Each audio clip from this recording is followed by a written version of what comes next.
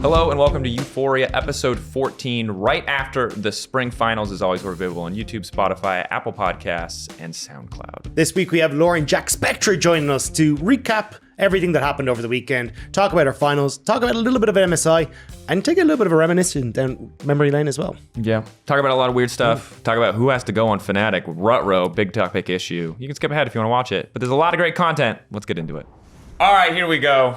LEC's done. It's locked. It's dusted. G2 Warrior. Oh, wait. It's MKOI. They won everything. Laure JackSpektra, welcome. How is everyone feeling now that we've had, for context, this is Tuesday when we're recording this after the Sunday. So we've had a few days to process everything. Yeah. How do we feel about the LEC Finals weekend looking back now? First gut checks, anything that stands out to you guys? I still haven't processed, actually. Like, I woke up yesterday and even this morning I was like, wait a second, they won the whole thing. And it feels great. Like, the story is amazing. I'm so happy for them. I'm also very happy, but I share the sentiment that it's like, it feels a bit unreal, you know? Like, even when Casey won, that one I felt a little bit easier because it was like Vladdy, Kalist, you could see the potential in them. But MKOI for me was kind of like out of left field. I don't know. I always had them as like the fourth team. Yeah, it kind of just felt like it all culminated together in playoffs for them. It was like you could see they had been working on, we want to be more patient, we want to try and play out the map better and that kind of stuff. But it was kind of still the learning process happening for so much of the regular season that it didn't look like it was going to come together. And then, I mean, even just Jojo popping off in mid lane as well, they felt like individually they were stepping up pretty well. And then the team finally came together in the way they wanted it to be.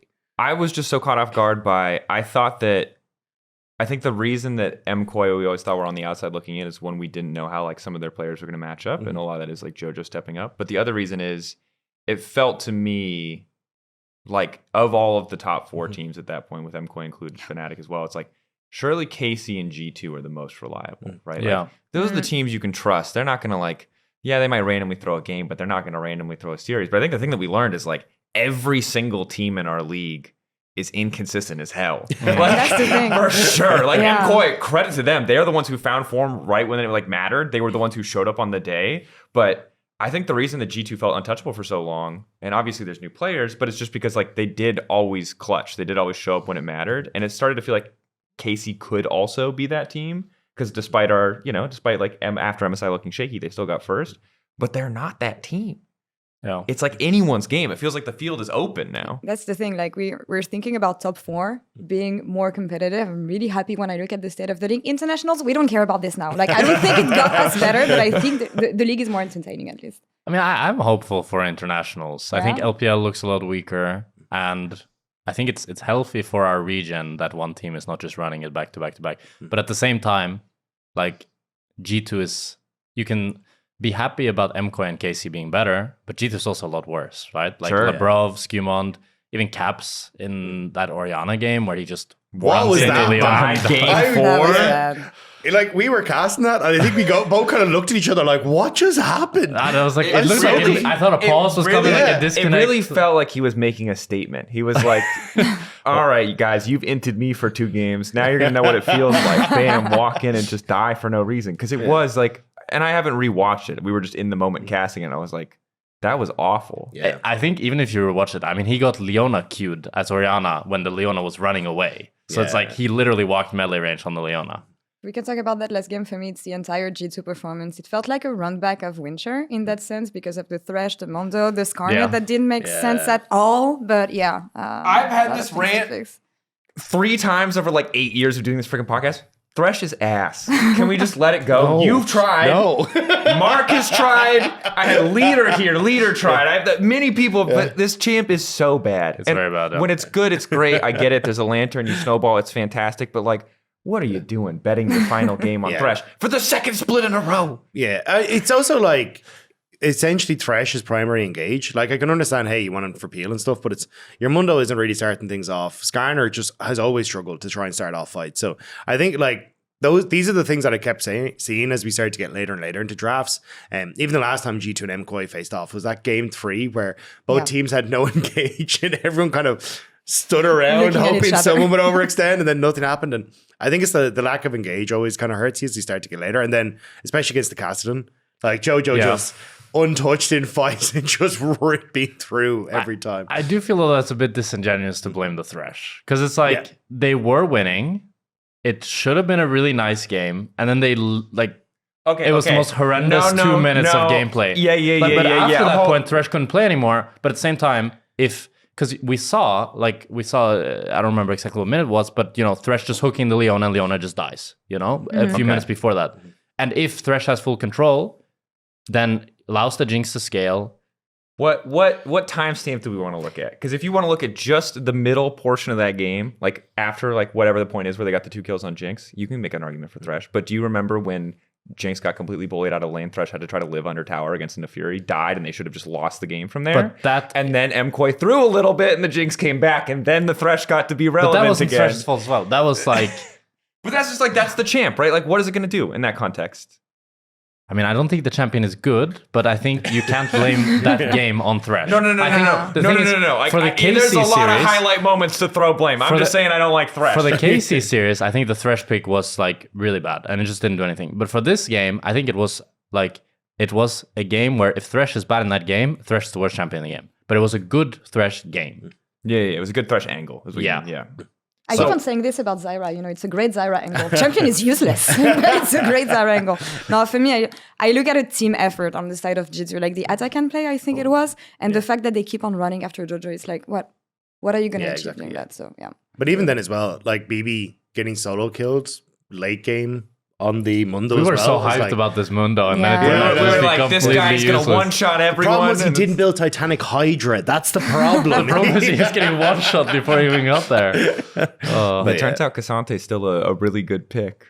And in Mirwin's hands. It works. Yeah, he looked I hate that it works. unkillable. I kind of hate that it worked too, but good on Mirwin. I mean, he played it well. Yeah. It was weird. I spoke with Melset after, and he said like they hadn't been practicing Cassante at all, and then Mirwin just suddenly started playing it again, and he's the GOAT on it. So it was just like out of nowhere. It's like Jojo first timing Cassiopeia when he never played the champion competitively against Casey. I mean, that was MKOI last year, just first timing champions on stage, and the fact that it still works. And they still say that they're the team that preps the most and work the most. I actually want to know what they're working on. Yeah, but I think that's sick. Like the fact that they are willing to bring that out and like perform so well on it. Like Jojo looked good, the Cassante looked good. I think that actually is like coming back to kind of the international conversation. Something that does give me a little bit more hope for it is that they can bring out these funky picks. Now, some things like the Nidalee maybe need to, disappear. The Nico, but as a top laner, as a top support, laner, we love you, Alvaro. But keep playing it. I think it's like the fact that we have these picks now for this team, because I think that was one of the things I was looking forward to most for Jojo coming over, was when you look at the picks that he'd played in, well, LCS at the time, but LTA was always got like Nasus' mid and all these like weird picks that he's like even just 1 or 2 games dotted in there, and his champion pool looked huge. We never really got to see a huge amount of it now. Like he's still kind of going back to like the Annies, or sorry, not the Annies, the Aries and the Rises and these kind of things, and even the Talias. But even the fact that he's like, oh, now I've got the Cassiopeia I'm willing to bring out. I've got this pocket pick Castle I'm willing to bring out. It feels like we're starting to see that flair from Jojo. And as you were saying, now works so well with MKOI as a whole. Yeah. Also, it's just of all the players in this top 4, like Humanoid, I wouldn't expect crazy deep champion pool, but then Jojo's next on the list for a player that I wouldn't expect that from, right? Even though you talk about the history this year, you're right. It has been like Ari, Talia. I didn't expect him to be the guy in game 5 of Fearless to be, or game 4 to be first timing things, to be playing something like Cassidon. It's just like completely unheard of. You would think it would be a player like Vladdy or Caps who are cooking up something weird, something new.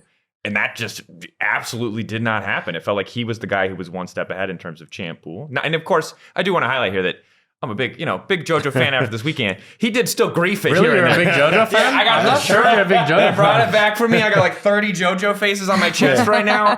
But it's not like, I think, and this is the thing, is like as hype as Mirren was, as hype as Jojo was, I think the thing that makes this weekend cool, but also is important to recognize, is like it wasn't flawless. Yeah. It's not like they Goomba stomped. Mirren, some of those moments were rough. Like the Gwen right up until it had 3 items was like looking pretty turbo useless. The Galio game looked a little rough, but like they still managed to pull it out. This team transpires confidence. Honestly, confidence and good vibes. And they're actually, I mean, for me, I think about the interview I had in the end with Elioya and just like Jojo jumping in and everything. They empower each other and they trust each other. And for me, even if the gameplay is not flawless, that's what matters, because they know that they can turn things around, even if one of them just griefs completely. So in the laning G2 phase. 2019 is what it's like. Oh my gosh. Yes. That is my hope. MSI is near. Where's the bingo card where someone said G2 2019 in an episode of this podcast? It happened again, folks. Look, it's the free square. I've been in here the for middle. so long. I have to say this on stage. It's either this or 1457 once again at MSI. Yeah, We yeah. don't want to have this. Wait, 1647. Or was it 1450? 14. That's right. 16? I don't It know. was 16. It wasn't great. 1647. That's what I'm saying. 1647. Yeah. Let's not aspire to new records. You know, there's enough trauma in Elyoya's history. We mentioned a little bit about what went wrong for G2. It's like, what is the expectation now for G2? Domestic, international, whatever. It's really hard for me to place because it did feel like if they drop one split, new roster, it's kind of whatever. Now they've dropped a second split. And I'm starting to the plot armor feels gone. Yeah. And this is the first time where I feel like every other time G2 has gone to international, probably other than like 2018, they're kind of our first seed. Like, yeah, someone else won the league, maybe, in some circumstance. G2 was our first seed. That's kind of how it felt, right? Yeah. Pretty consistently. This is not, I don't feel that this time around. I don't feel the like, okay, it's international, ramp up. You know, I feel for the first time in G2's like kind of history, at least in the last few years, like, I don't really, how good are they? How good can they be? It feels shaky. I'm starting to believe Giotto, actually. When he said at the beginning of the year. No, but because I feel like they lost the same way they lost in winter. In the sense that drafts are shaky or don't make sense. They still keep on forcing stuff as if they were the roster that they were last year. And I see consistently the same issues on the same side of the map. I feel like Skumon stepped up. I don't want to blame Lebrov, but I feel like he's still not comfortable in clutch moments and important moments for the team. I feel like they're missing Mickey, and it feels like a bit of a repeat of the last time they replaced Mickey, where they just ended up getting him back. Yeah. And then Caps has just not really been himself at all. I don't really want to say Craps. It's just been underwhelming, I feel like, which is kind of sad. But I do think that, like, I see a world where they level up for internationals. They have good scrims and they can get back into it. But let's just put it this way. If I have to put my hopes on G2 or MKOI, I think I'm still saying G2. I don't know. It just feels like they're a team that when it matters, they're going to make something happen. You know how we've been talking about Fnatic, like, yeah, returning to the glory. It's been 10 years. Is G2 taking that route now? Is what I'm wondering. Come on. But I feel like it's the opposite. I feel like that magic is gone for them, where it's like, in the past, I would look at G2 and go, oh, well, I trust you to step up at internationals. And it would be guys like Mickey who would bring out the Poppy, and you go like, okay, he's completely defined the meta in the bot lane. And like you always felt like there was some way or something they could do to come back into the game. But at this stage, it's kind of getting to the point where I'm like, cool, I trust them if they get to a group stage or something like that. And it's a normal gameplay and they're fine and they can just play their style. But it feels like, as Laure was saying, they've lost the clutch factor, where I don't know if they go up against some of the top teams from other regions, whether they can pull something great out that just catches them off guard and then suddenly they're coming out on top. And I think that's the thing that I'm now missing with this team is the ability to say they have that in the clutch, basically. I just feel like, so this was probably one of Caps' worst splits in a while, right? In quite some time. And I don't really see Caps staying at that low of a level, especially when he goes to an international. So if they manage to make a final while Caps was playing pretty mediocre, then if he levels up for an international, they should be pretty decent. Yeah, and I'm hopeful in what Skumon can bring, because for me, like, he began the year being a yike. And for me, he changed in the sense that now you can, like, he can guide the game, he can also take a step back, and he can play such a versatile style that for me, this is what G2 last year was missing, for instance. But it's still not complete. I mean, Skumon is still good, right? Like, still on paper, this is a guy you have to give credit to, even if he wasn't able to show up in the same way in the finals. And Elyoya went beast Elyoya mode. was beast mode. Yeah, like we need that Elyoya at international. Yeah. If we get that guy, I'm feeling very good about MKOI. But I also, like, I don't know. It's weird to me because normally a jungler can't do that much because the laners just put wards and then the jungler gets spotted. But somehow Elyoya never got spotted on one of his early ganks in any of the games, which also makes me think, like, you know, going up against real teams, they ward after wave 2. And if you try to do 3 camps into bot, for example, you know, you get spotted and your game is kind of over as jungle. Yeah. But that didn't happen. He just killed them. Yeah. I mean, it's a situation where Elyoya took risks for sure to make those plays, and they paid off. So we're like, he's a genius. But it doesn't make the like calculation, the gamble at the start of the play 100% the right choice. You're right, it could come back to bite them. But the thing for me that I'm like nervous about is it's kind of a nice sign of progress that Skimon and Labrov had some games where they worked together. But I still feel like we always talk about support jungle. I think a big part of the reason that MKOI are good as a team is their support jungle. And it's certainly, I think, the biggest reason that they won this whole thing, regardless of how much Mirwin or Jojo or Supa even stepped up. That is the core of that team, no doubt in my mind. But it still just feels so forced. Like the games where they group, I feel like, and they're together, they overgroup. They can't farm a camp. Like if they're going together, both people have to go to ward, even if like at a certain point you only need one person to be there. You can go back and get a camp. Or they're not grouping at all, and you get these instances where Labrov is wandering in way farther than he needs to, right? Like setting up deep vision for a play that's happening like 2 feet away from them. You just need one ward over the wall. Like you don't need to risk that. And so I don't know how you get people to click. Like I don't know how you get two players to click together. It's clear that they're forcing it, you know?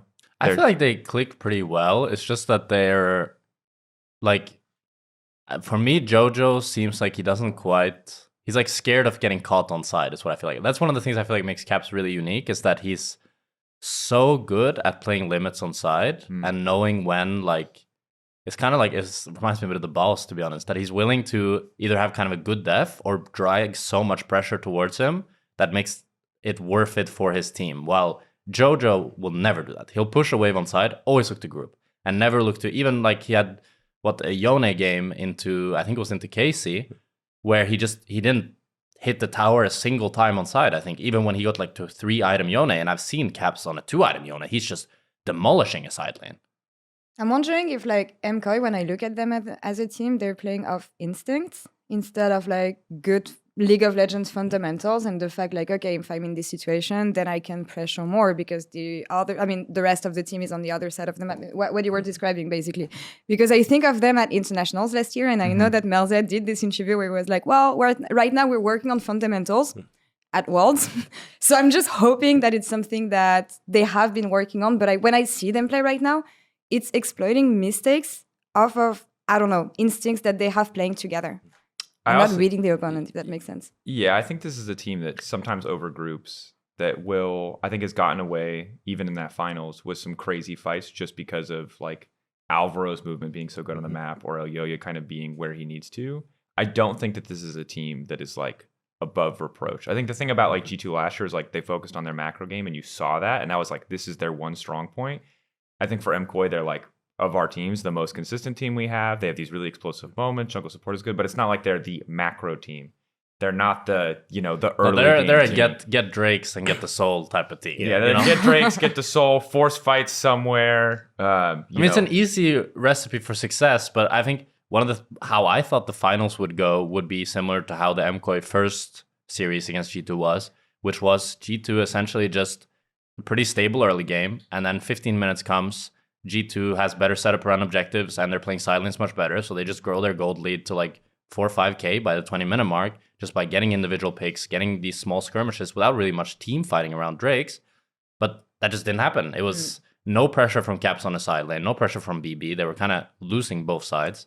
I mean, game one, you saw a bit of it, where MKOI really couldn't push the lead that they had, and G2 were doing a good job of playing on good waves, getting more objectives, but then it just didn't transition. And that for me can be like a critique towards MKOI, that game ended up lasting, 40-something minutes? Yeah. When it should have been a game that's probably like 30.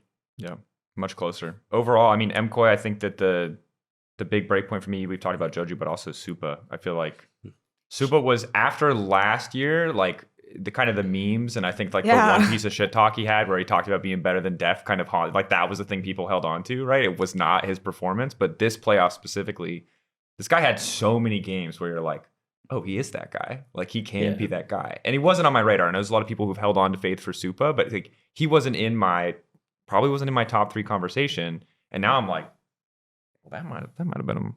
He made fun of 2 French AD carries back to back, and I don't know how to feel about that. But man, he's good. I feel pretty good. Yeah, of course. Speaking of the other French AD carry, I want to talk a little bit about KC. Yeah. And not specifically Kliss, but like we now have 2 instances of KC cocky quote interview into total collapse. Some good content. It's great content. I can't imagine Laure is our French correspondent on the text. How do you feel about that first day, about that the match before finals?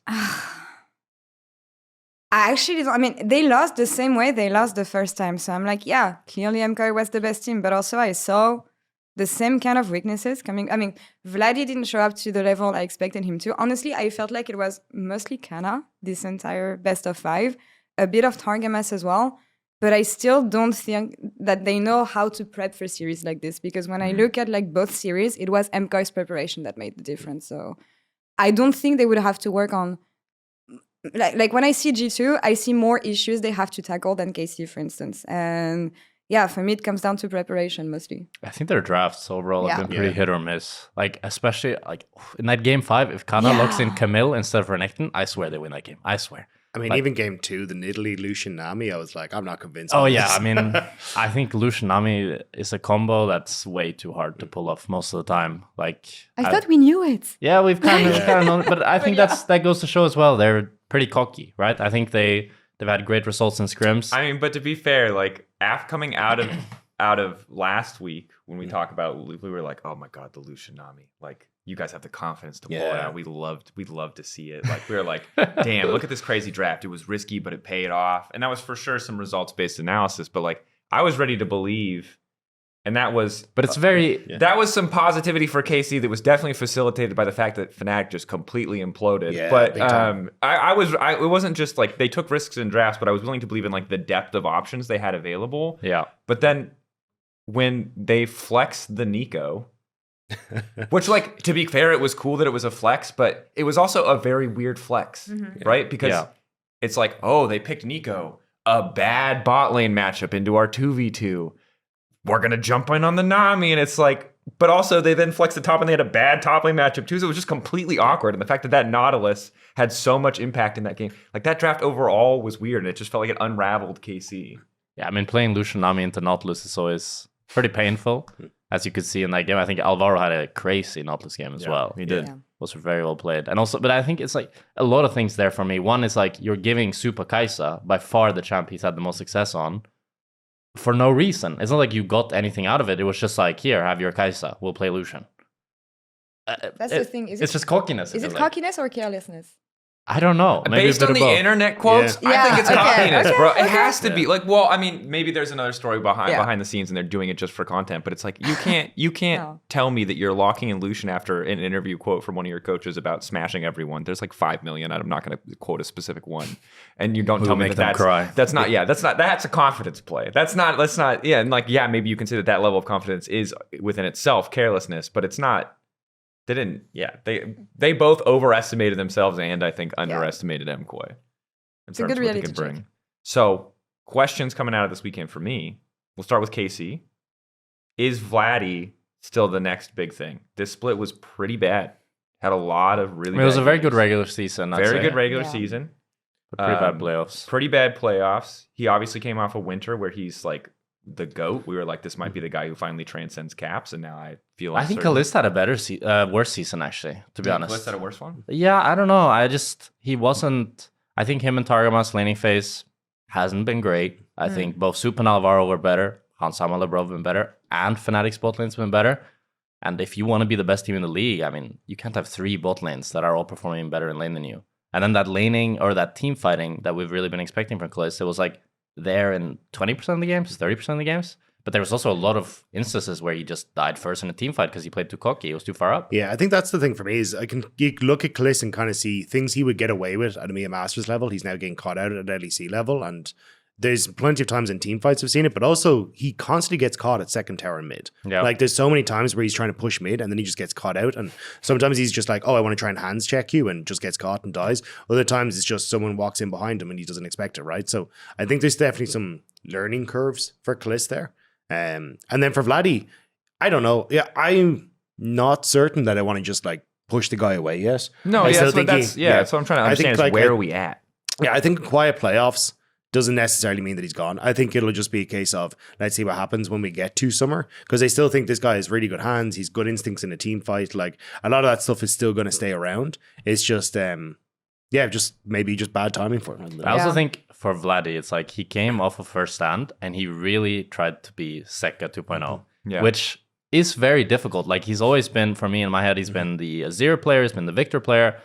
And we've seen with players like Leader, for example, tried for the majority of their career to pick up range champions when they could only play melee and kind of failed. Yeah. So actually changing your champion pool so fundamentally like this was really difficult. And I think he kind of got fake confidence in the beginning of the split where they were just winning and he was doing really well, that he could just do it. And then when they then had to revert back in the middle of the or start of playoffs to be like, wait, we have to play your comfort, bro. We're losing every game. Yeah. And then it's like, oh, but we haven't practiced this for 2 months now. What is we? And I mean, based on what Rhea and Kliss said when they were here, and they were talking more about the time it takes them to adapt to the patch, I'm going to assume that also means that when it comes to changing your playstyle, whether it's because of the patch or because of recent performance, that that's something that is probably hard for KC. Yeah, I think like it's not only the fact it's like trying to shift towards them. I look at the champions that are the highest on the patch for mid lane. It's Ahri and Taliyah, right? He didn't play a single one of them the entire playoffs long. Yeah, and the only that's like, a pretty big problem. Yeah, exactly. And like the other one, then I think the third place is Rise, and he has 2 of them. But it's like most of the champions that are the big picks on this patch aren't champions that he's willing to bring out. But also, it's like trying to play through a strong mid jungle is what a lot of the teams that we looked at the top kind of found their success through. Like I think that's what MKOI did very well, where it's like we have Taliyah, we have Ahri, we're going to play Zinza, we're going to gank raid, we're going to play for skirmishing. Yeah, exactly. Yeah. But that wasn't exactly what KC were doing, right? And I think it was that, I don't know if it's between Yike and between Vladdy or what it was, but we never really got that connection for this squad. And I think that was something that definitely hurt them with the way the meta has developed. Yeah, it feels like after first 10, they focus on like individual level, especially Vladdy with like his Zeka experiment. I don't want to make this a storyline, by the way, but like for me, it makes sense. And he said a couple times in PGL, because I asked him about these champions, the Sylas, Akali answering to Azir and champions like this. And he was like, well, in LEC, people don't have the guts to take champions like this. And I do. And I want to be that guy. I think it's more a matter of like readjusting than we made a mistake on this guy, because we know what he can do when he's at his highest level. Yeah, and I'm hoping that this is just a kind of a speed bump in the story and like a continuation of the development arc, and that it is like, you know, 1 step backwards for 2 steps forwards in the long run to like help him level up. But it is weird to have the contrast of this is the guy that like gap caps to a crazy degree in winter, to this is the guy who's, you know, crumbling at the final hurdle. Maybe gapping caps is not so rare anymore. Maybe not. Maybe that's the lesson, which would be a sad lesson. I hope that's not the lesson. The question I have to wrap up maybe the topic about KC is about Yike, actually, because I feel like he's the exact same player he was at G2 with the same issues that come from the early game sometimes. And maybe I often say that it's tied to his confidence and the fact that when things don't go his way, he has a hard time coming back in the game, and I still see that with him. I think he's developed into a leader, but I think he just jokes. That's what I feel like. He just jokes. Like that's like a ruthless moniker. But I can see. I mean, the proof is there. There's a case to make the argument. Yeah. Especially like when you saw him at first stand, like the decision making, the mechanics, everything was just like, this is not the Yike I know. Well, yeah. Also, like Ray and Kliss talked about the vibe. You know, the memes. We kind of joked about it, about like his vibe being a team issue more often than not. But it's happened a few too many times too consistently where there's these games where he just, you know, whenever someone says like someone's champion is a team issue, we're not good at playing around that champ. Yeah. I know it's a lie, bro.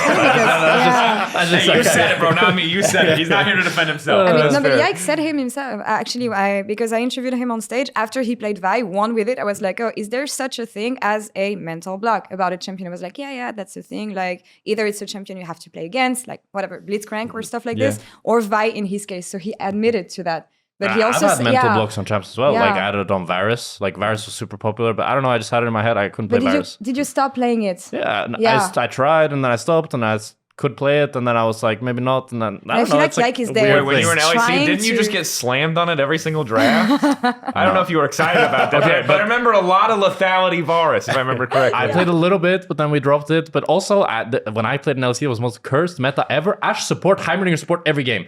What the hell? And Mercer only wanted to play melee supports, because that was all he'd played all of his life. And that's normally always the support meta. But the 2 splits I play, it's Ashe support every game.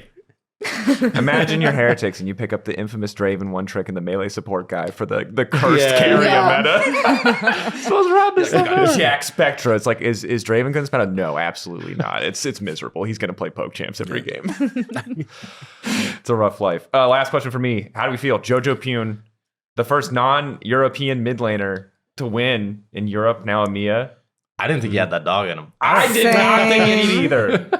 I don't know. I thought he was, not that he was washed, but just like that he was kind of past his prime and that he was the person. He seemed like the type of person to me that had a ton of talent, but not much work ethic. At the start of this year, yeah. You don't think you one time said JoJo's washed when they picked him up? You don't think? Because I think I probably said that. I said, this is crazy. JoJo's washed. I didn't think he was. Yeah, like I'm willing to eat shit. That's because my like, bad. I there was doubt the it. whole drama about him like showing up late at scrims, not putting in the work, dedication, everything. I was like, why are they picking up this guy?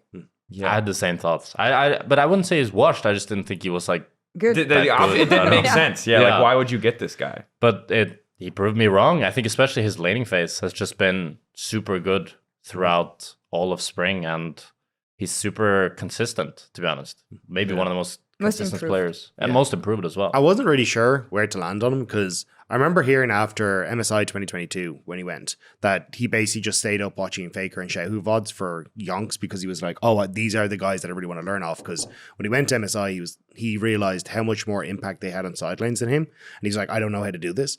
So that was the person that I was hoping was coming across. And then towards him coming over was when all that stuff came out about he was showing up late for scrims and he was yada, yada, yada. And I was like, okay, I'm kind of going to hold my breath to see what it was. Yeah. And then when I heard the mouse DPI thing, I was like, okay, maybe we're in for a bit of a mixed bag. Wasn't that Danny? Or was it Jojo, when he came over, said that his mouse DPI was wrong. That's why he missed a bunch of his Ari charms in his first or second I remember game, that Danny was like the ping thing in MSI. That's what I was thinking. Okay, yeah. So then I was like, uh-oh. But honestly, I think like really pleasantly surprised. I think he has stepped up a lot, but I think it has definitely been him getting more comfortable with the team. And then just learning how to play with EUphoria. I think like this mid-jungle support is by far the strongest that we have in the league, and it's insane to see how well they work together. So I'm just excited that they kind of have an identity in how they want to play on the map in the early stages. And I think having Jojo as the focus of that is just really cool for him to come over. And I think at this stage, he's played long enough that we can just call him a European citizen and we don't have to worry about it anymore. Yeah, we can claim him. They claim all of our players. Here's my question. Just fair. Every post-game thread at MSI involving MKOI, what percentage of the comments do you think will just be a fist fight of everyone. Every single one of them. On the desk. Everyone on the desk. On my the desk, thing man. is like, I mean, Azale tweeted every single time that Jojo's running EU, and I was like, we're never gonna hear, and then I'm looking at their teams, and I'm like, all right, bud, are you really gonna stand on that hill? Like, what's happening here? I mean, I think in their defense, they have like such a chip on their shoulder because they have gotten. Probably we don't see it, right? But like we give them crap about them importing our players. But I think there's like the entire EU fan base consistently gives them crap. So they probably feel like this is my time to shine. It's time to go fire back. But I'm like trying to be the bigger person because I don't care. I'm just happy that he's doing well. Exactly. Like you can claim him if you want to claim him, but he's playing for our league. Like I know where the trophy's gonna go when he wins, bro. Like if you want to go that far. I remember last year at Worlds when there was like talk of Jojo coming over to Europe. I was sitting there with Kobe and Flowers, and Kobe goes, "Wait, you're stealing Jojo?" And then he looks at Flowers and goes, "Is that how they feel?" For the record, yes, it is how we feel. It's just so annoying.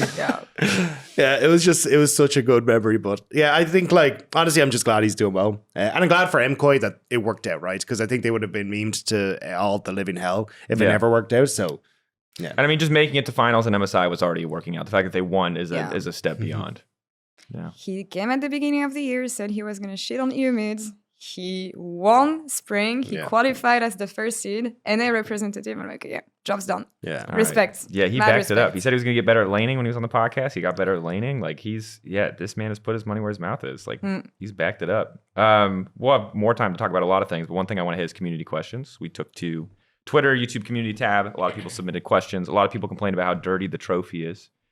We can't do anything about that, by the way. Yeah, fun fact. So the oils on your finger, I don't know if this is an oversight with when the trophy was made or whatever. If you touch the trophy without gloves, you will burn handprints into it because of whatever metal it's made out of and whatever natural oils appear on our hands. Now, I'm not going to talk about making trophies, and if that's an oversight, I have no clue. But the reason there's fingerprints is because every time anyone touches the trophy, you have to get it machine polished to get it. So if one person anywhere in production picks up the trophy without gloves, it looks smudged basically forever. And the studio's dusty. So I'm with you Maybe guys. you just need to like incorporate it where it's like everyone who's one's fingerprint is also now on it forever. So it's like not only your name, it's like your fingerprint as well, right? I like this. You're trying to pull a heist at the G2 house, you just start peeling fingerprints off the side of the trophy. So for everyone flaming the dirty trophy, we hear you. But also, like, it's tough, bro. It's a hard trophy to keep clean. That said, first question. This one potentially could be spicy. We'll see how you guys feel about it. Chelsea fan.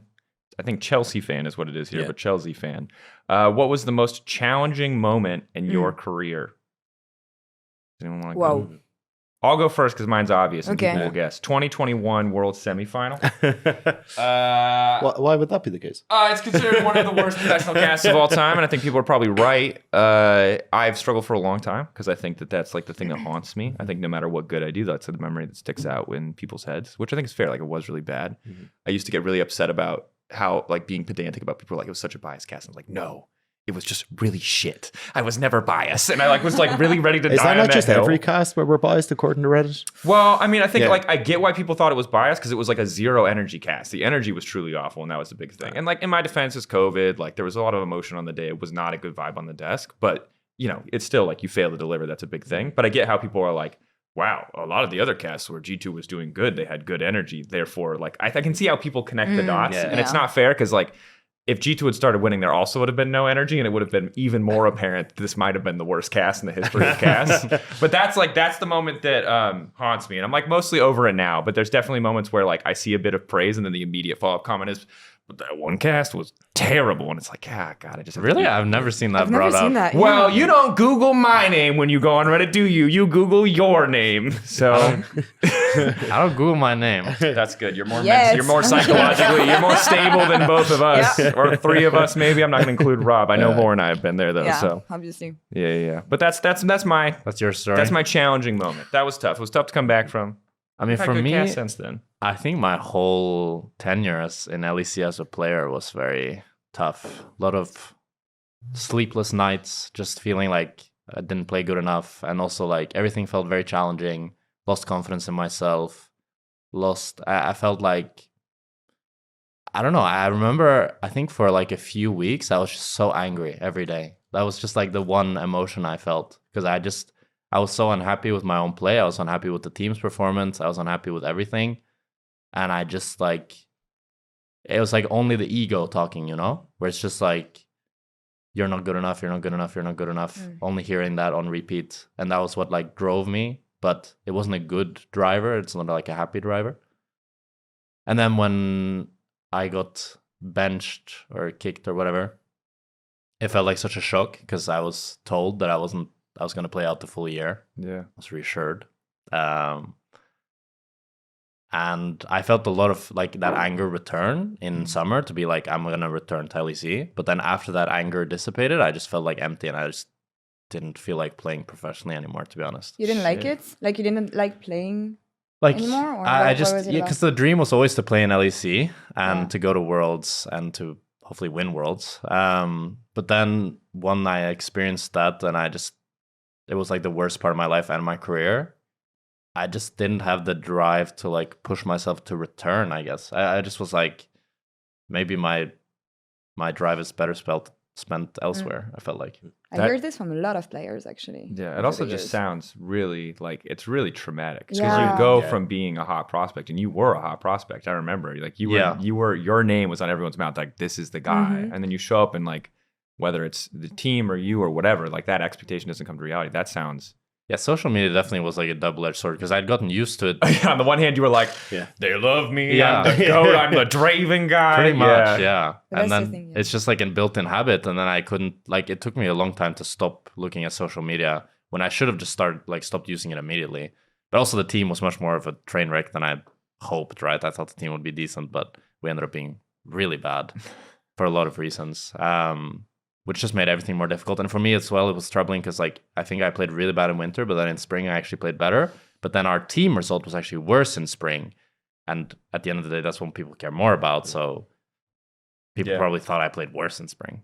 In moments like this, do you just like default to being like, okay, I'm gonna just like focus on myself, be a KDA player, show up in game because you know that the team is not showing up, or like do you still want to stay a team player? I don't know. For me, it was like I've never been much of a KDA player. I'd say I'm a person that just like if I need to look bad to try to win, then I'll try to do that. But I just felt like the games were very like overwhelming, and the thing is when you lose a lot, you lose confidence in the fact that you can win, and you go into a game, and suddenly if the game starts to go wrong, you're like, I don't know how to win. I don't know. Yeah, we'll just see what happens, and then you lose. Damn, that's rough. Well, I'm glad you've transitioned out. It's good for us. We'll have another question here in a second. You get to go about your transition into casting. But for now, do you guys have anything that stands out to you as these like traumatic moments? And also, like, Similar to you know, sculpt it. Like, if you don't want to share, you don't have to share. You can pick your second or third. The people don't have to know your first. I think it's healthy. Like, same for me, actually. Like, I was really dreaming of joining the... yeah, it's a therapy session here. But like, because I did like summer finals in 2017 from the French broadcast, but they needed someone who can speak on stage and also speak English. So that's how I did it. And then I came to Riot in the off-season. I was like, hey, do you need a dedicated interviewer? And Riot said yes, weirdly enough. And then I show up in 2018 with like all my expectation and ego, I think. Yeah. And then things really, really didn't go as planned. I was really bad. I was getting a lot of shit from the community as well. And for me, like my perception, like I didn't know how to progress anymore because I felt like I was just swimming into whatever the community was throwing at me, which was just like hate. But like, I don't want to say the hate was justified, but the criticism was justified. I was really, really not good enough. So I was showing up every weekend with like the anxiety of, oh shit, am I gonna get things together finally? What is the community gonna say? How long before Riot kicks me, actually?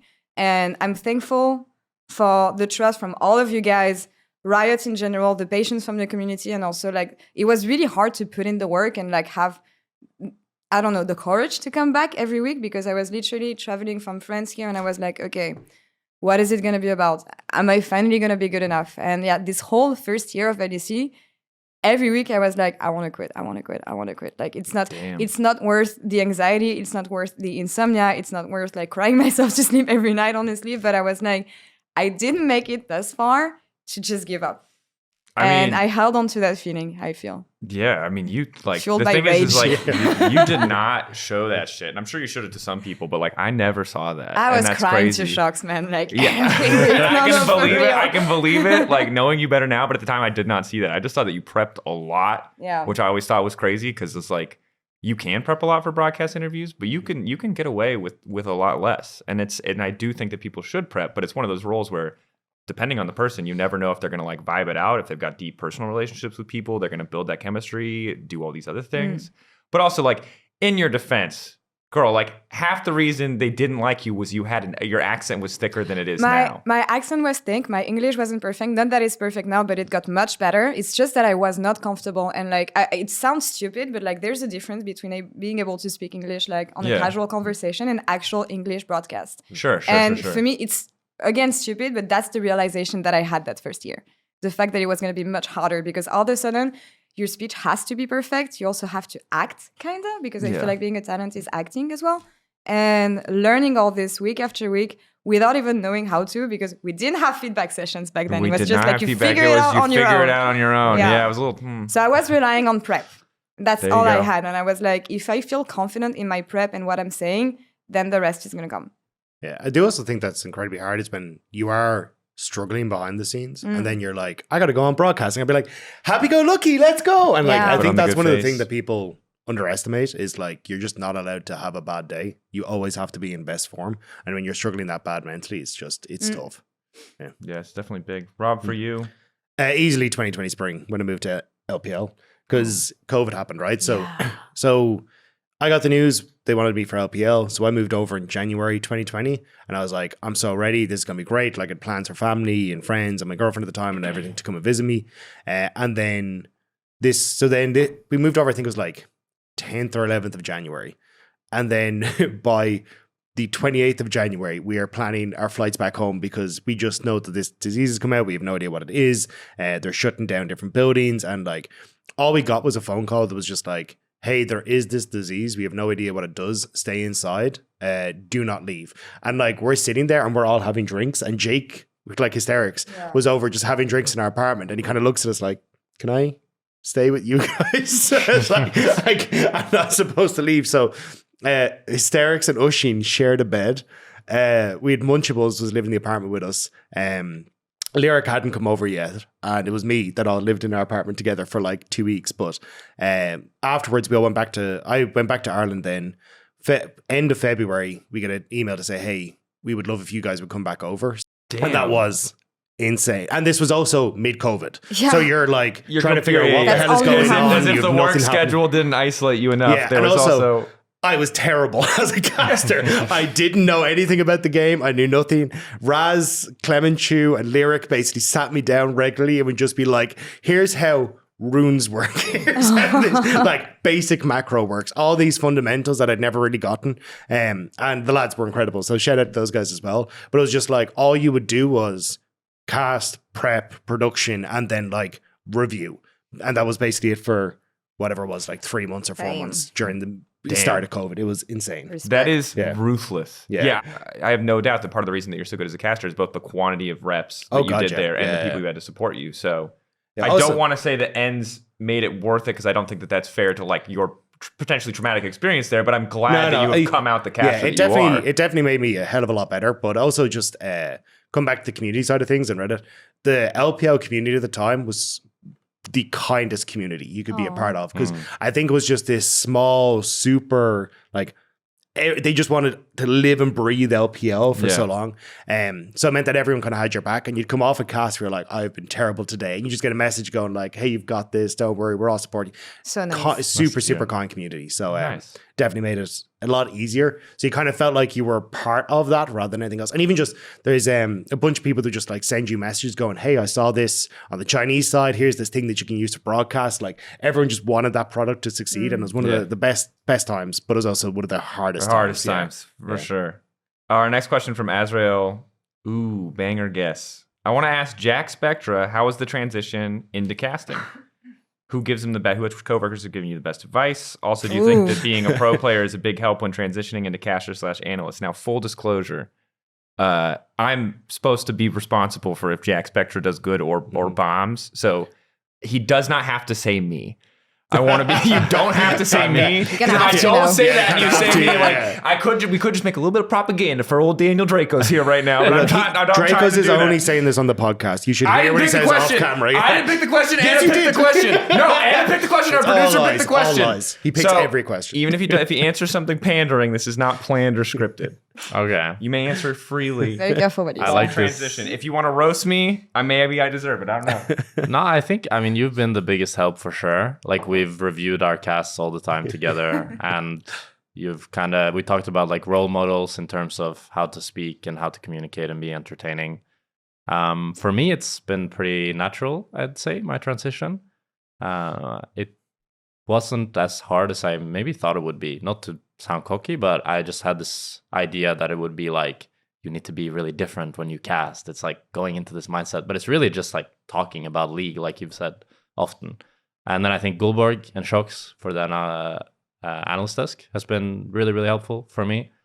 And I think when you're a pro player, if you're a pro player that can also speak English well and communicate your thoughts well, then you're kind of halfway there, I'd say. So it's pretty easy to make that transition happening, especially if you also like League. I think some pro players that really don't like League, it wouldn't be a good fit. You need to like watching League, like the game, and I still do. I love competition. I love the scene. So for me, it's been a joy and a blessing and very fun. Nice. Very succinct answer. Thank you. Now let's change the vibe entirely. There's Yeah. been a lot of positivity. We've been sharing, tough stories, and now a positive story. The last question, which I'll just gonna skip ahead to, from YouTube, Jacob Fulton. I'm gonna butcher your name, 1959. Do you think Fnatic need to make a roster change to come back in summer? Oh my god. Let's just start there. It's the second question, but that's the one I want to talk about. Fnatic are the proverbial elephant in the room. Yeah, one of many, I think. But guys, I think yes. Yes. When I hear that Grabs, like how he's speaking about the team, that's a dysfunctional team environment for sure. Yep. And I don't think the coach, like if my coach goes out and says that people are just not putting in that work and that they're slackers, and that only Upset and Mickey put in the work, there's no way you can keep that roster. Like, it just doesn't work. Yeah, but what do you get? That's a my good question. Yeah. And who do you... But I think you need to be willing to downgrade for a better work environment. Because, for example, if we take MKOI, for example, they don't have the team, like none of them were on the All-Pros. None of them are who we'd say the 5 best individuals, but that's not what it takes to win a championship. It takes a team that's really good at practicing and improving together, that listen to each other and understand each other. And Fnatic don't have that. They have a great bot lane and a pretty good top side on paper, but they don't work well together at all. If it's a matter of work ethic, and it's another question, right? But I feel like Europe could benefit from having an academy team a lot. The same way you look at this in LCK, for instance, because watching a lot of LCK, maybe they do this in LPL as well, but it's like, this doesn't work. Okay, you're out. You're coming in. Yeah. I bet that would motivate some people. Yeah. If we had this option. But for now, I'm not for the roster change because I don't even see a side grade of what they have right now if they were to replace like top jungle mid.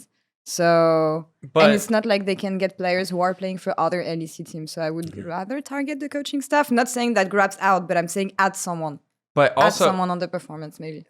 But also at the same time, it's like, you've gone through so many coaching staffs. Yeah. Like... Well, it's an org problem. And again, I'm not there for the work ethic. We're getting the work ethic secondhand stuff from Grab. Yeah. So I don't know what the 100% what the full story is behind the scenes, but the fact that Humanoid and Razork have gone so far just to fall flat so many years consecutively. It's been 4 years now. That's the thing, yeah. That you need to split this duo up. Yeah. Even like at their peak they were, I have no doubt, good, but like any relationship like that has so much... You just stop wanting to improve after a certain point. You just can't fix that. It's hard. It's hard. You can't. It's really hard to get two people to come together after they spent so much time together and so much time together not hitting where they wanted to hit and say, okay, let's like reset the relationship and start fresh. It's just not something that happens because the first time a little thing goes wrong, whatever habits they have that don't play together, the second something goes wrong, those things are going to pop up again. And I'm not sure what it is. I'm not sure why these guys can't show that level of consistency because obviously like Humanoid at his best, I still think is the top, can be the top 2 mid laner, right? He is a really good player, but it feels further and further away every split, starting from last year when there was like how many times did they lose to G2 and how many different embarrassing ways, right? Now it's just like, I don't think you can, it feels less and less frequent that we get the peak of both of these players, even if it is still getting them into top 4. Yeah, because even with the changes, like with Upset and Mickey coming in, I still see the same things. The same problems with Fnatic the whole way through. And it is coming from the top side, right? It's Humanoid will get caught in the side lane consistently mid-game. Oscar and him will do the same. Razork is just not able to find as much control or success as he needs in the mid-game either. And I'm just like, well, I'm kind of just fed up with it. And this isn't like I hate Fnatic or anything. It's just I'm like, I want to see you guys improve. I want to see you guys do it well, but it's just the same issue over and over again. Yeah, and also we've just, every other part has changed. Yeah. You can't dance around it anymore. And I'm not going to assign blame to which of the topside members is at fault here. And maybe it's the perfect storm of circumstances that consistently makes them look like the bad guys. Who knows? But it really does start to feel like your bot lane last year was good, was a top 3 bottom lane. And you got rid of them. And your top side is still like... Yeah. I mean, I think guys, like, for sure Noah and Jun were like scapegoated. I think especially Noah, right? 100%. Which he had mental issues and he struggled for sure. Yeah. But at the same time, you know, their top side has been getting away with some illegal stuff for quite a while now. And I think it's Humanoid that needs to go out of the duo. Like, I think that bringing an ERL mid, it's going to be a downgrade. But the biggest thing that I see is like, how I view Razork is like, in a good environment, he will be hardworking and try his best. And I think it's kind of the same for Oscar. I've seen Oscar, I remember even in Superliga, he had like a few splits where he was really, really hard to work with. I remember Melset said it. But he bounced back in a much better environment and looked much, much better. And I think when I look at Humanoid, I feel like he's a player that probably drags that environment down because you can tell that he doesn't have that same work ethic and the same passion for League that someone like Upset, for example, does. And I think it's rough because like I don't know what the secret is to get him motivated, and I don't want to make this an attack on his person, but this is a sentiment that has existed as long as he's been in the league, right? We've talked to his coaches. But he's also cultivated it. Yeah, and he's talked about it, right? Yeah. And it's like some of it comes from him being aloof and talking about like he's come on, I think this podcast and said like I don't like the game in years past, and I have no doubt that for pro players, their love of the game waxes and wanes. When it's a full-time job, I get that, but it's like he's the only player that has been so consistently outspoken. I remember that the leaks that came out that stopped him when he was talking about going to NA. I want to go at NA to like do whatever. Sure. Do I mean, I whatever. remember he posted on Instagram, I wish I was at Tomorrowland right now, but instead right, I'm and screaming. And it's like, bro, you play video games for a it's living. like- Calm it down. The thing is I think that like, you know, Carsey's another player who's goofy for sure and hard to pin down. But at the same time, it's like, it's never been a question of his work ethic. It's always just been like, is he going to take this seriously? YN. But then a lot of times he still shows up and he's a top AD. And like Vitality are struggling, yeah, for sure. But that's the closest comparison I have. And for Mark, it's like, I would love to advocate for this guy more because I don't want this to be like, you know, transcend beyond humanoid the player and into him. But the thing is like, he himself has, opted into it. He's made it personal. He's made it about kind of himself as a person. I want to be at Tomorrowland. I want to be doing this. I want to go to NA to do this, right? Yeah. And, you know, obviously people change and can change over time, but it's like when you're winning, you can get away with that stuff. When you're losing consistently now, It's a bit like Wonder, I think. Where Yeah, it's like, yeah. if you're winning and you're if not you're playing winning league, and you're not playing league and you want to make jokes about WoW, Yeah. it's like even if you are hardcore scrimming behind the scenes and you really are putting it all into scrims and you're just not playing solo queue, it's like you can get away with the bravado, you know. Yeah. Oh, I'm so calm. I'm above it. I'm a cool guy. I don't Yeah. need to play extra. I don't need to try, you know. But like, when you start to lose and it starts to crumble, it's like the stuff you've said in the past will haunt you and will follow you. And I think that's the spot we're at now with Humanoid. Yeah, I agree. I think something needs to change, but I don't know how you fix it because it's looking at what's around. I don't know how Fnatic slot in people. I think it has to be some sort of downgrade, as you were saying, Laura, but I don't know what players you can slot into those positions and be like, okay, cool, Fnatic's going to take the top spot in summer. Yeah, the problem is ERLs are very weak. Yeah, right now Well, it doesn't look good. And also, even if we ignore business considerations like financials, existing contracts with players, even if they just infinite money, you give them infinite money, it's like, Get Faker. yeah, right? Like that's how crazy the solutions have Get to be. Because it's Showmaker. like, who else in our league are they going to get? Like, no one who Yeah. has a mid laner that can compete is going to sell their mid laner. Yeah, It's I mean, gonna I give think up it their has to spot. be imports is the way you do it, right? Yeah. But suddenly then it's like, okay, well, then But we even probably then, keep we're one like- of them because then we can only bring in two. So But it's yeah. just, it's great because like there's just no, you have to go so far out into the thought experiment to find a good answer. Yeah. I Which is think just an teams indicator are- of how hard this is. Teams are actually happy, like from an ERL side, like working with the LFL and everything. I know Yeah. that the whole fact that we have 3 splits now, from an economic and business perspective, is actually better for them. So I know that teams would be willing to sell their players because that is the whole system now. Yeah. And but yeah, I don't know where I would go. That's the Yeah. issue. Because sometimes you can bring someone who's going to be like a significant downgrade, but who's going to be hungry enough that it's going to be enough. But even then, right now, I don't see someone who could just like stand up in lane to the guys we have.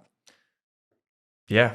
It's a tough solve. Hearts out to Fnatic, everyone involved in the process. Hope everyone ends up somewhere good and gets a shot at redemption there. But I think the struggle is it's a top 4 team, but it's a team that has had sky high expectations for so long and has failed to meet them. And I think that at this point, even if we lower expectations, it still just doesn't feel good.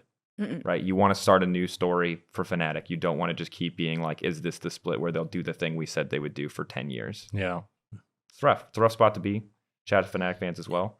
All I'm saying though is Milky Way is playing an LDL if you wanted to look at LPL junglers because that worked out well before, you know. Surely. The bow experiment infamously successful. We all but remember Milky it. Way is What happened different. to Milky Way? How is he playing in LDL? Bottom 2 teams of Group Nirvana get demoted. Oh. But he was the GOAT. What happened to him? He went to RNG. We don't.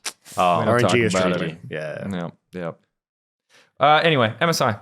We'll see what happens in the offseason. We got more time before teams can sort, and summer offseason isn't the spiciest. But MSI, format reminder, there are 2 stages. There's play-ins and bracket. All matches for MSI are best of 5 fearless. The start-in play-ins bracket has 4 teams, only 2 emerge. It's second seeds from every region other than the LCK, and the weaker of the LTA seeds, and which is currently LTA South because they lost whatever the cross. I can't keep up with the LTA format, man. They lost a thing, so they're the lower seed. So it's G2 GAM, 1 LTA team, LPL2 team.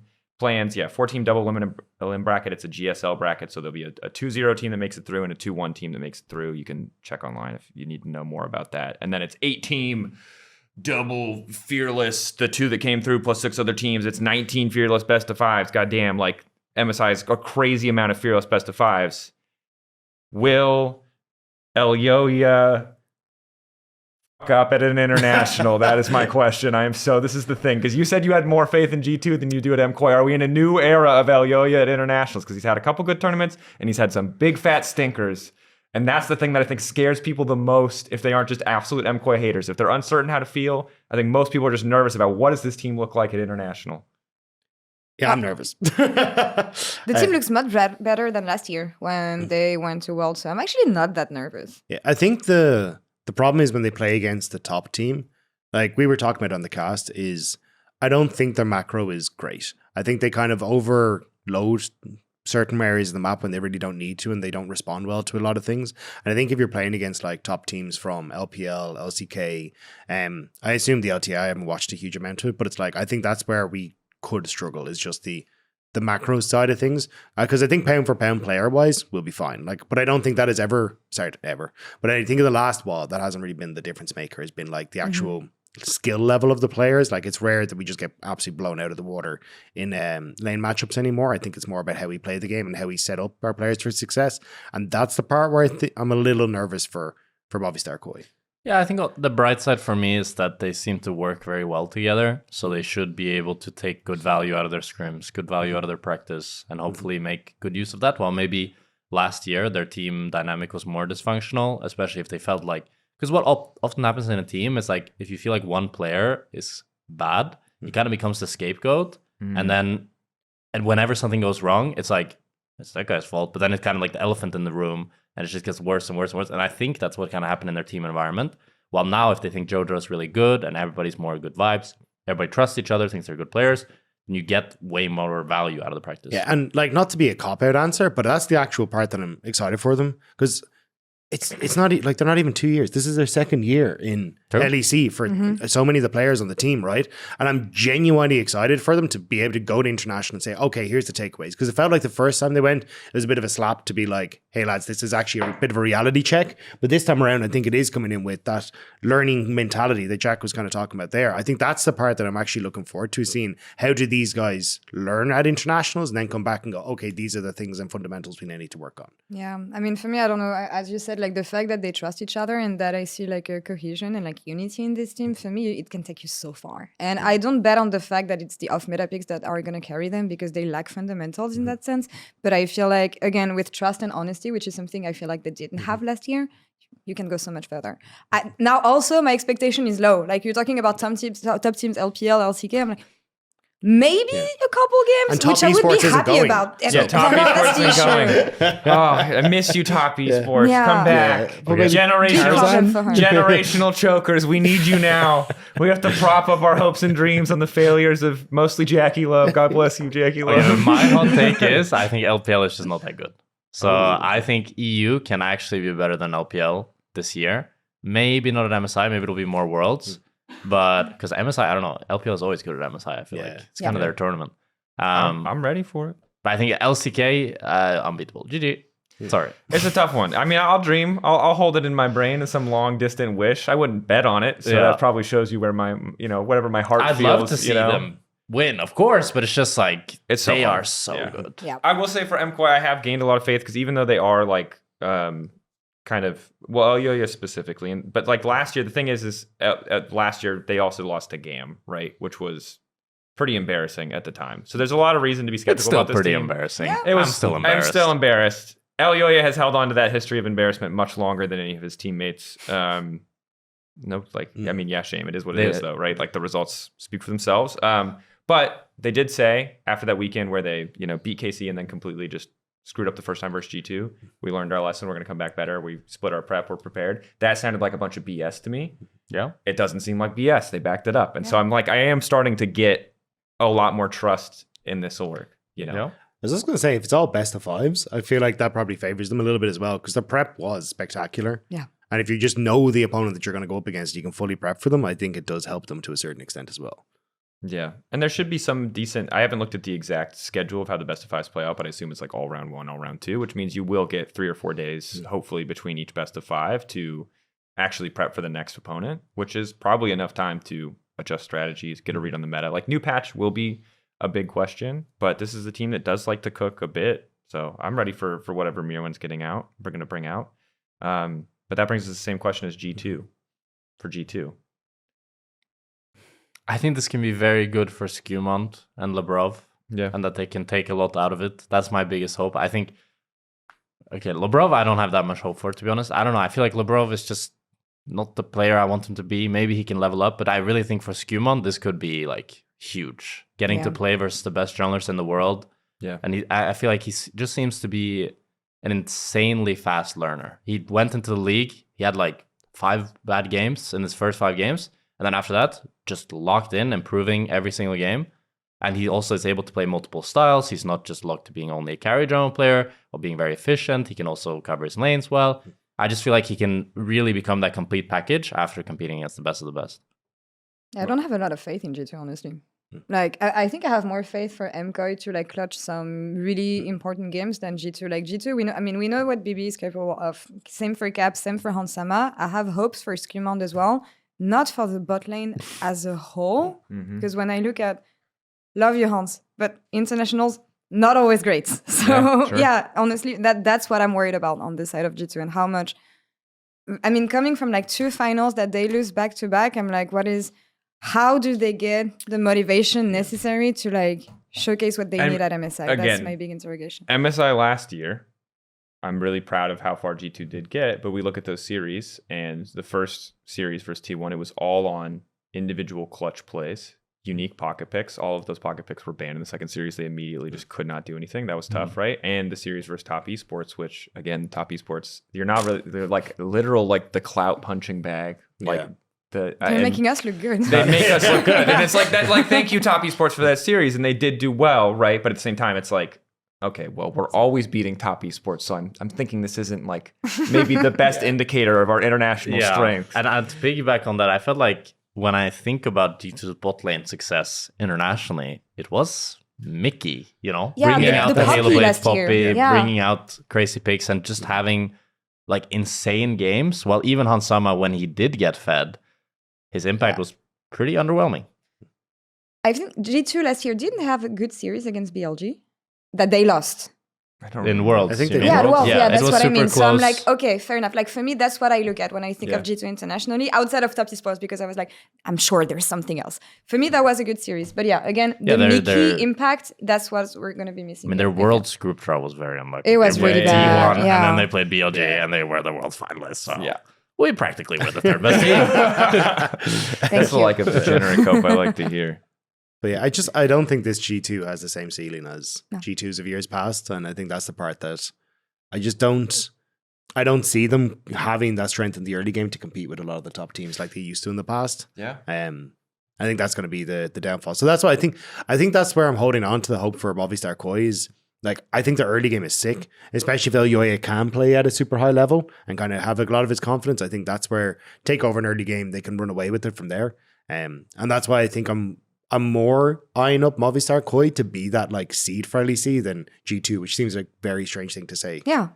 Yeah, it does feel weird. It feels like the end of an era. And it sucks really for G2 if what you said is right about ceiling, because that was the whole reason that they made changes in the roster, right? They kept a roster together for 2 years that clearly was the best team we were going to have domestically, and no one was really that close to contesting It feels them. so bad. I feel so bad about that team because I really think like they just didn't show up on the day in a lot of their matches, and it could have been the difference maker to go so much further. That's what matters. Sometimes you got to make a change, right? And we weren't there for the team environment, so maybe it was. I mean, I think it's just for the team environment. You kind of have to, right? Because after 2 years, it's harder and harder to improve and change your habits and all that stuff. But it just makes me sad to know that like a team that was so good in scrims, had so good like structure and work ethic, and everything was kind of there for success, just didn't work out.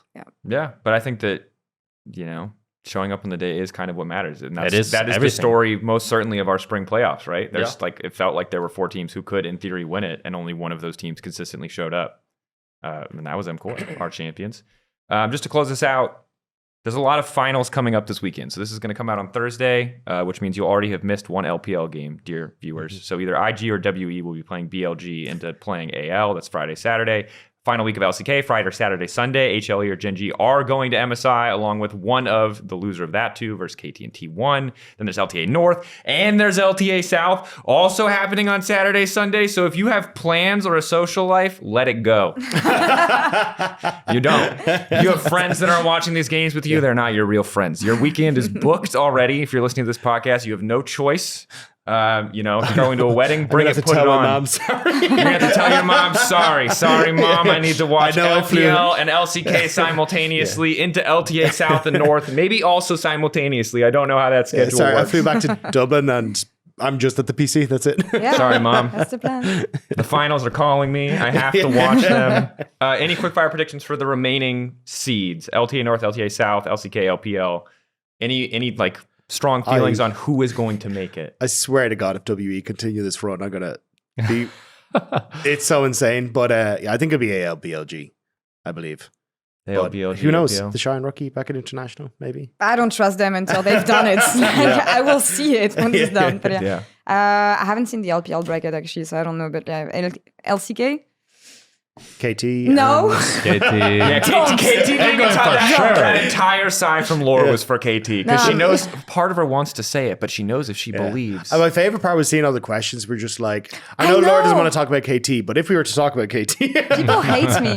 No, I'm actually wondering if T1 is finally going to show up and do something. That's my only concern. Okay, so T1 and who? Let's say T1. Let's just say, Gen for G. example, T1 and Gen Gen G. G. Yeah, hands down. Or Zayas. Not going to I'd matter. love to see Sorry. Alma Life beat Gen G. yeah, I was gonna say, Same, oh my but God. I don't see it. We get Viper and Tarzan back together. It's like it's such a nice story. Ruler, like, he's my god. So, yeah.